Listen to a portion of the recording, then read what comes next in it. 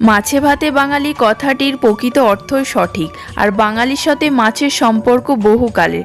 তাই আজকে মা ঠাকুমাদের আমলের ভেটকি মাছের পাতুরি তোমাদের সাথে শেয়ার করব। নুন হলুদ লেবু চিপে কিছুক্ষণ ভেটকি মাছটাকে রেখে আমরা কলা পাতাটাকে ভালো করে ধুয়ে নিয়ে আর রুটি করা চাটুতে আমরা কলা পাতাটাকে সেঁকে নেব। সেঁকে নেওয়ার কারণ হচ্ছে কলার পাতাটা দোমড়ালে আর ভেঙে যাবে না। 2 চামচ সর্ষে আর 1 চামচ চাল মগজ কিছুক্ষণ ভিজিয়ে রেখে ভালো করে ধুয়ে মিক্সিতে দিয়ে দিতে হবে। তার সাথে দিয়ে দিতে হবে কাঁচা লঙ্কা। তারপর পেস্টটার মধ্যে হলুদ নুন সর্ষের তেল দিয়ে ভালো করে মিক্স করে নিতে হবে। তারপরে একে একে মাছগুলোকে দিয়ে দিতে হবে।